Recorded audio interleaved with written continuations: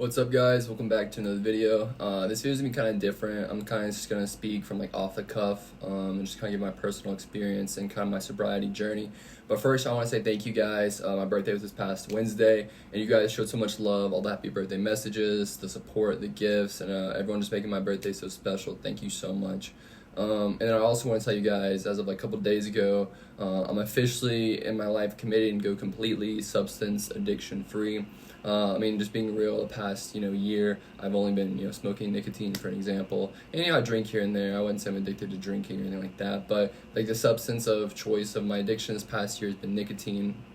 But I've had a long journey and a long fight with addiction and sobriety. When I was 13 years old, and I just want to clarify, I have an amazing family. So this trauma that kind of started my addiction has nothing to do with my family. Shout out to my family. They were there for me, and honestly, if I didn't have such a supportive family, a family that never gave up on me, my battle with addiction, I wouldn't have made it to where I am now. I wouldn't have, done so well, even with the addiction I was fighting over, the course of all these years, without my family and my friends. So thank you to you guys. Shout out to everyone like that. But when I was 13, basically, something really unfortunate happened to me, and it kind of broke me for a long time. And I would say up until the past 2 years, it kind of still broke me, and it will always kind of affect me, and, make me who I am today. And I've never told anyone. And this isn't me, I'm finally coming out and telling you my trauma. Don't worry, I'm not trauma dumping, anything like that. This is more of just, I feel like some people could hear it and maybe feel, inspired or understood, or just maybe you understand me more. But when I was 13, I went through some unfortunate things that went on for a while, and eventually it led to me developing addiction to smoking weed. At 13, I was introduced to it by this girl who was 19, who went to church with me. And, anyways, she got me into smoking weed, and it quickly became an addiction because, at first when you start smoking or doing drugs, it's an escape from reality. So when I was 13, I started smoking weed, and I didn't have a lot of money because I was 13, and my family is they're middle class, and but they weren't like handing me money left and right. So I would sell stuff, I would steal stuff, I would just do whatever I could, get a couple bucks, and I would smoke a lot of weed from 13 up until like 2020, probably for like 10 years. So but then probably when I was around 15 or 16, I started pairing that with alcohol. So I was probably drinking every weekend. I would drink Four Locos and like literally get drunk till I'd pass out. And I would smoke tons of weed. And through my teenage years, I did a pretty good job keeping a secret. I remember my dad caught me with weed once, and of course I had some friends that would know, and like people, I was in some wrong crowds that obviously would help me get the drugs, or smoke or drink. And that was another thing, is when you're young and you don't have money, you'll go around people who are smoking and drinking because, by like just hanging out with them, sometimes you'll get to smoke and drink. So I was involved in a lot of wrong crowds. And so through my teenage years, I made a lot of bad decisions, and I wronged a lot of people because of an addiction I had. Not only did it cause me to, especially when I was like fiending for something, treat people bad, have a bad attitude, it caused me to put things that were important in my life to the side to fuel my addictions, and to just, it consumed me, it was all consuming. And I mistreated a lot of people, burned a lot of bridges, lost a lot of relationships, and hurt a lot of people. And I always try to live life without regrets, and I do regret it. I'm not gonna lie. I feel like a lot of people who were close to me during those times in my life got hurt, and I mistreated them because of what I was going through. And of course, I was really young, and so at that point in my life, I give myself a lot of understanding because I was a kid, and what happened to me should happen to no kid. So it was just kind of like, I understood, like, I can, like, look back in hindsight and, like, give myself a little bit of grace because I understood what happened. But like I'm saying right now, is I never talked to anyone. So my talking to someone was me doing drugs, and I would do drugs and forget about it. Like I said, at first, it's a great experience because you can forget about it and go hang out with friends, or go, play video games, or go do whatever, and just be distracted from it.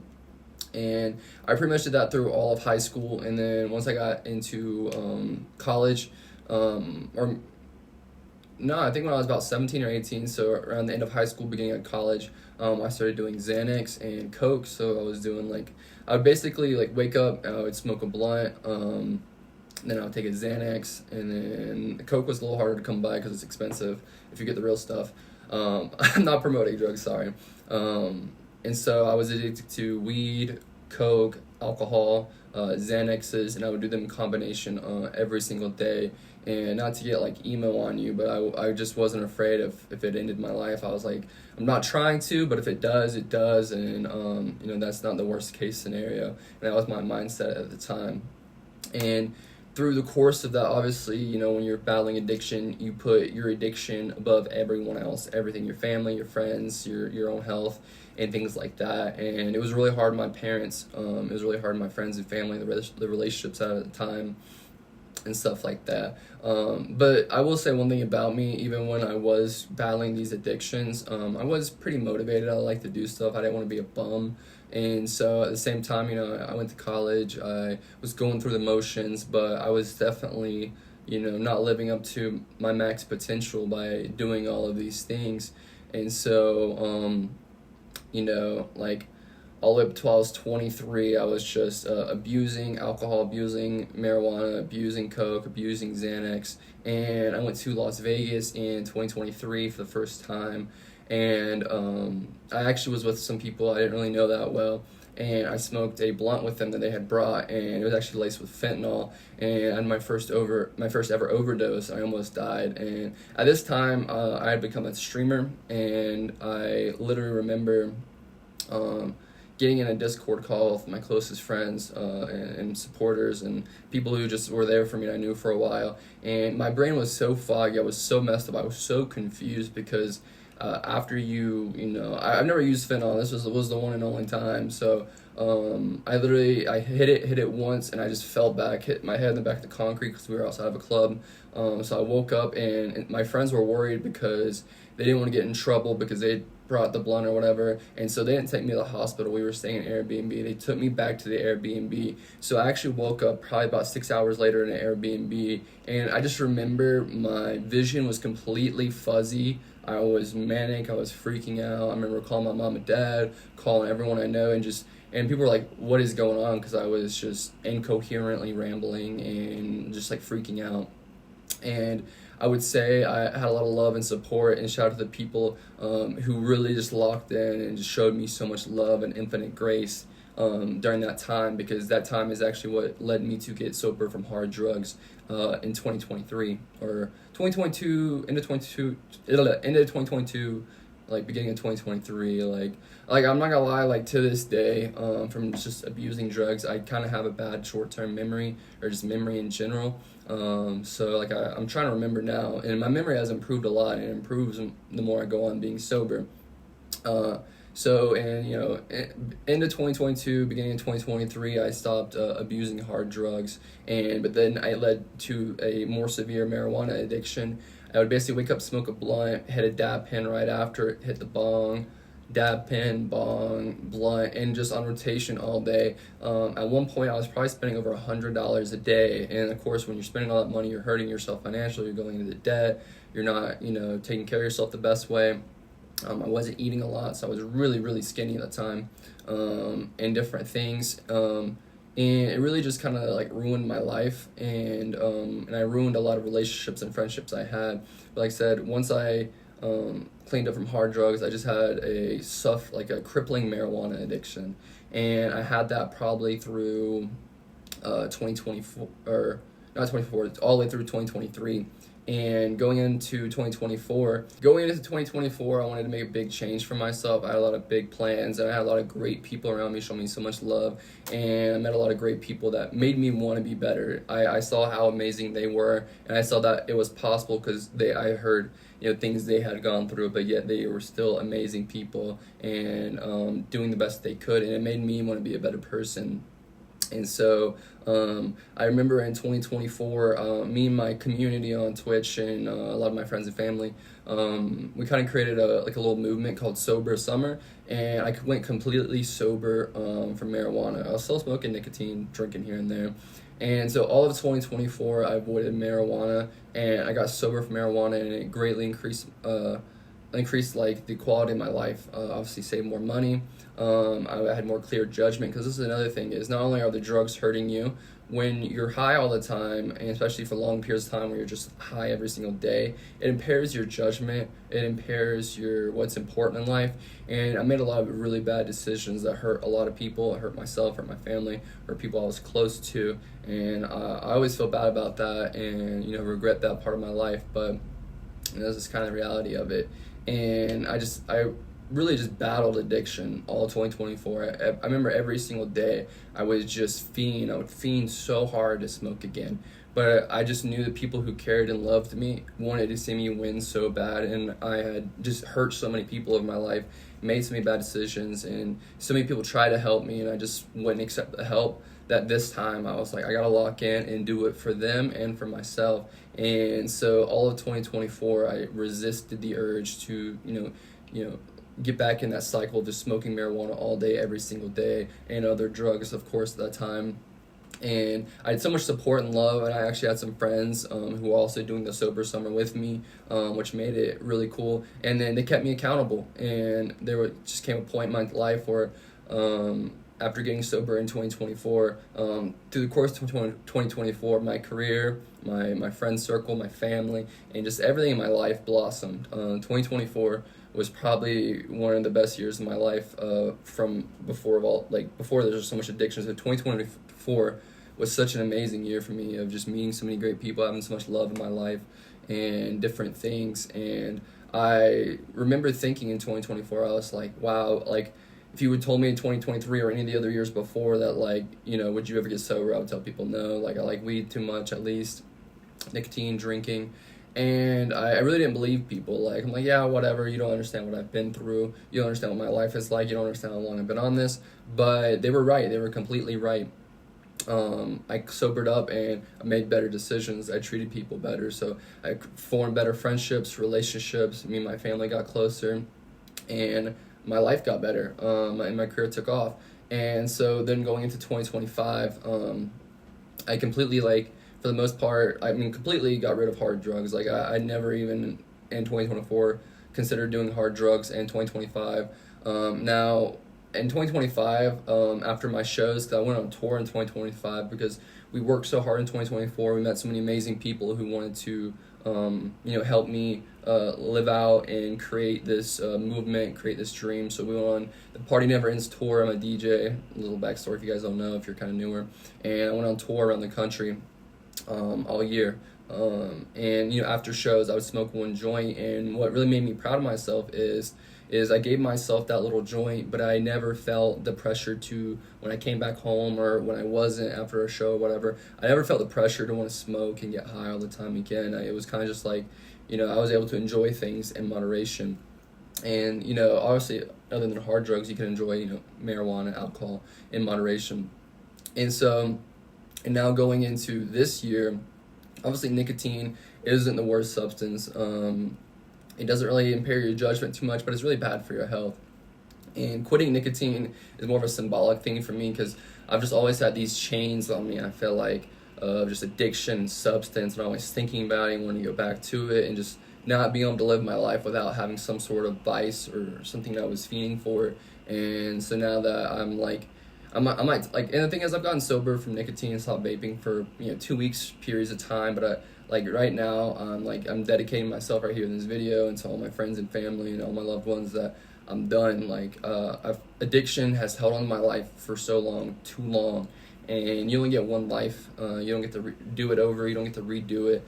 And I also refound my relationship with God, in 2025. And so a lot of prayers helped me. I know prayer and God's not for everyone, so I won't harp on that too much. But the power of prayer is real, because if you met me a couple years ago, you wouldn't even recognize me as the same person. So I would say to anyone who struggles with addiction, who struggles with feeling like it doesn't get better, you can't change because it's just who you are, it's just part of your personality, you've been through too much, you've wasted too much time being addicted, why get sober now? you really can. You're worth it, and I promise you that if you do get sober, you do take that step, you do go through the withdrawals, you do ignore the voices in your head saying just do it, you do ignore that hard day when someone was an asshole to you, or financial stress creeps up, or whatever it is comes up, and you ignore it, and you choose yourself, you choose your family, you choose your loved ones. Your life will get better. It will get infinitely better, beyond measure.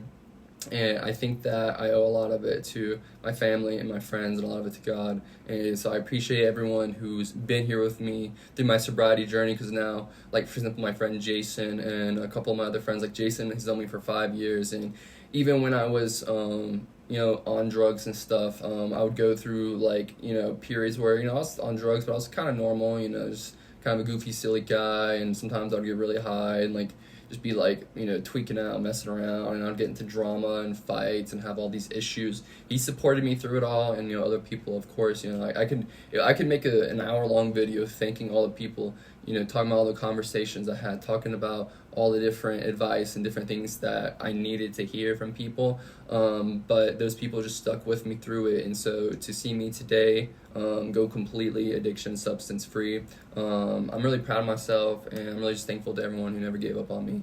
And I just wanted to tell you guys, if you are battling addiction, you are battling substances, and you need that person, I'll be that person. Obviously, I can only do so much. I can give you love. You can lead a horse to water. You can't force him to drink.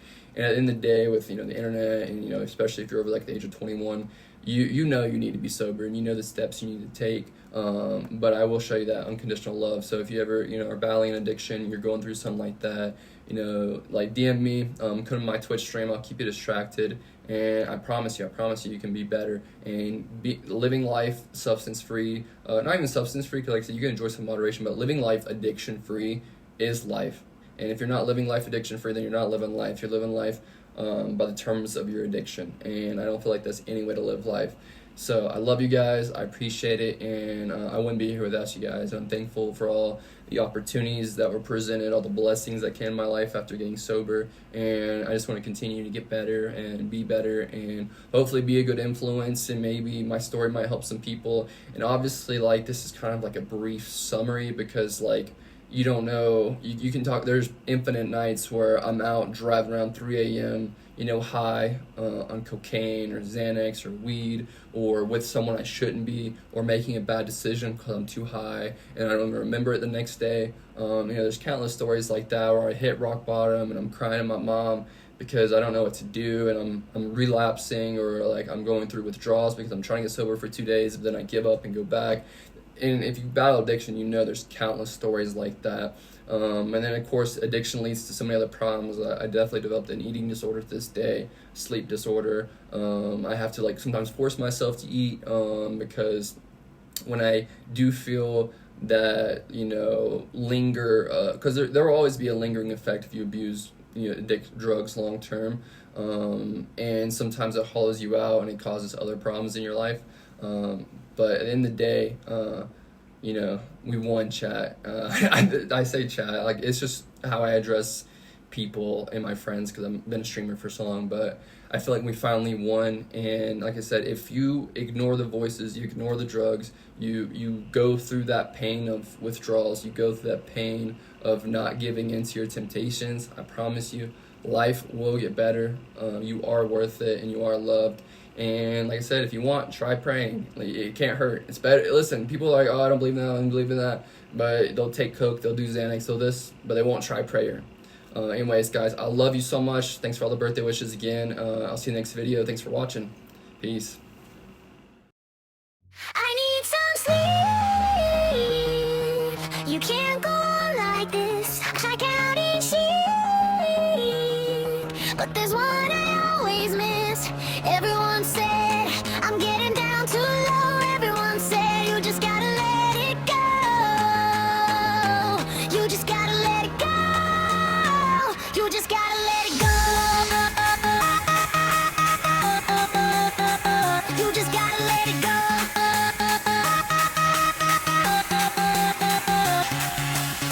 I often sit and wish that I could just change my past. I think about your dad, there's so much shit that I could ask. Like, why am I still haunted by the day that you left? I wake up in the middle of the night with cold sweats. I can't believe this happened, can't believe you're gone. I should've known it that when I woke up something went wrong.